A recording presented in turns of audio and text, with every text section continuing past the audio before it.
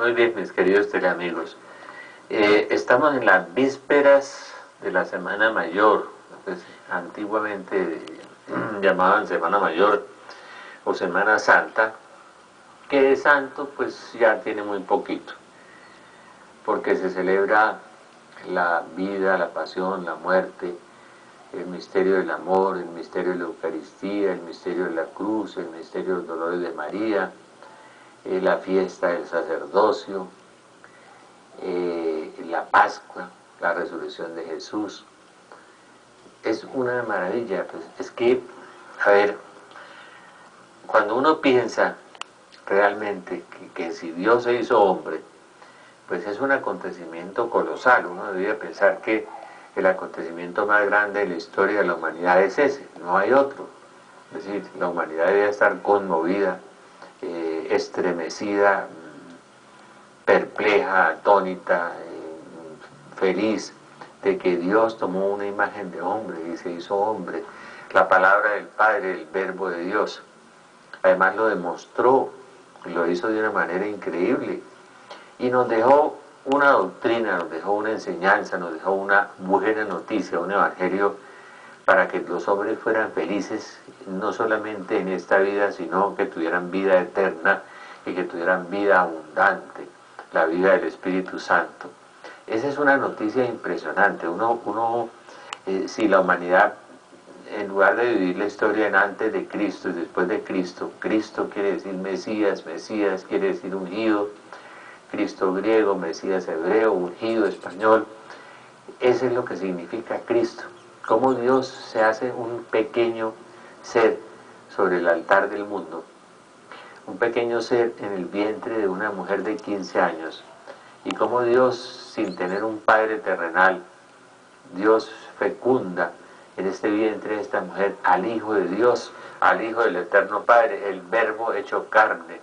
Eso debería ser una noticia colosal. Y además es que si uno cree, como dice el Concilio Vaticano II, que los evangelios son unos libros históricos, y lo son para demostrarlo de muchas maneras, ¿no? Uno de que Dios se hizo hombre y habitó entre nosotros para salvarnos, la redención de todos nosotros. Además lo demostró. En alguna ocasión a Jesús le preguntaron, Señor, pero Jesús fue el que interpeló, dijo, ¿por qué no me creen? Créanme por las cosas que yo hago.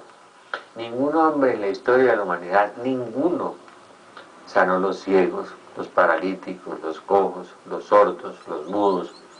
Ningún hombre caminó sobre las aguas. Ningún hombre dominó la naturaleza. ¿Quién es este que el viento y el mar le obedecen? Yo no sé por qué la gente es tan tonta, tan boba,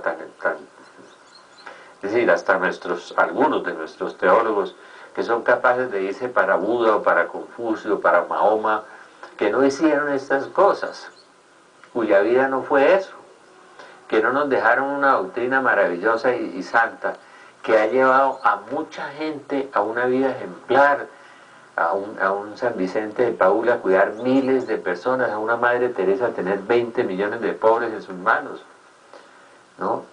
Por eso la Iglesia celebra en la Semana Santa, recuerda muchas cosas del misterio de Jesús, no todas, porque en el tiempo ordinario, donde el sacerdote se viste de verde, nos va a predicar la buena noticia, lo que Jesús dijo.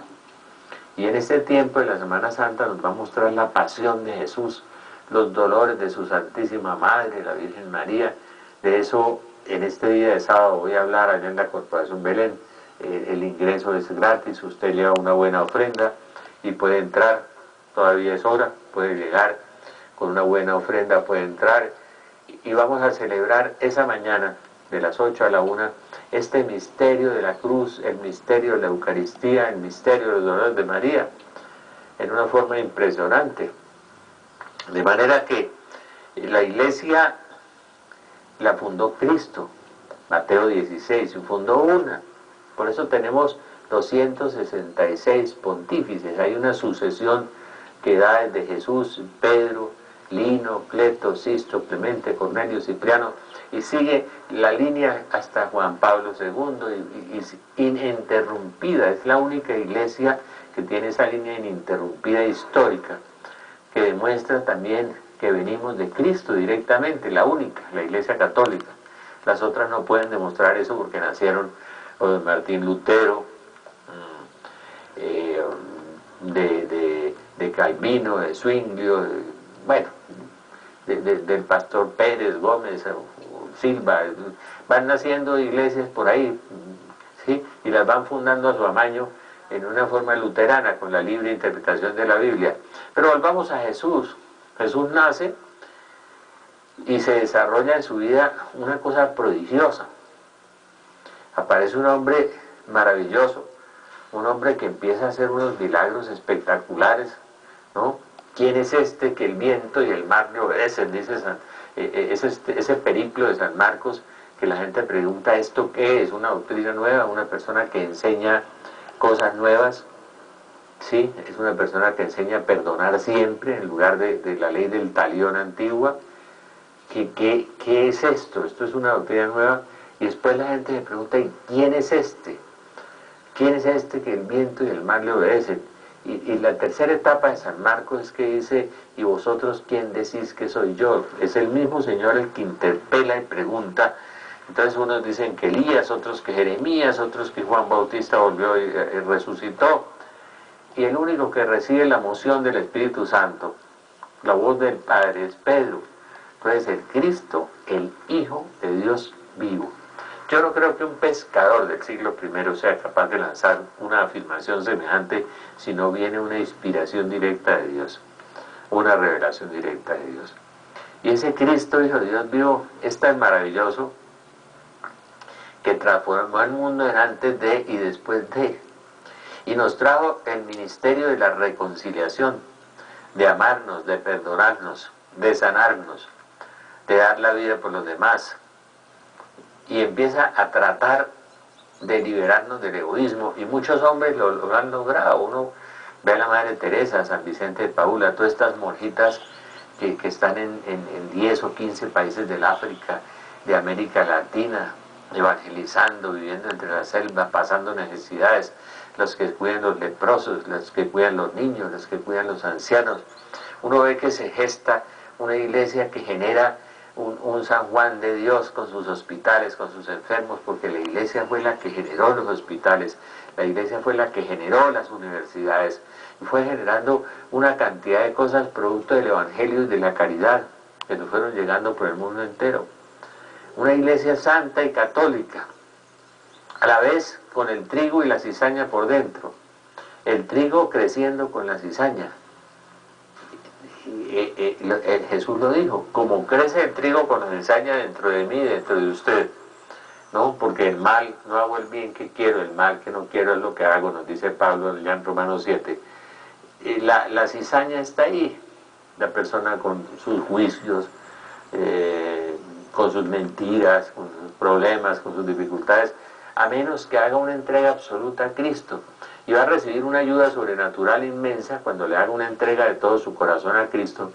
Va a recibir una paz en su corazón, y de la paz en su corazón va a venir el Espíritu Santo y va a sembrar en ese corazón a Jesús, el príncipe de paz.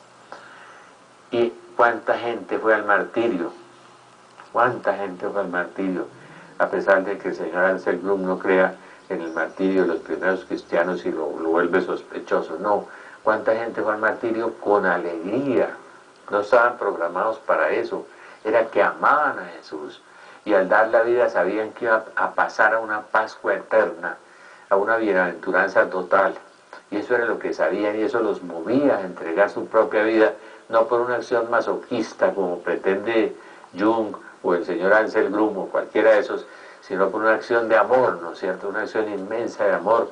Ve uno de los grandes mártires, ¿no?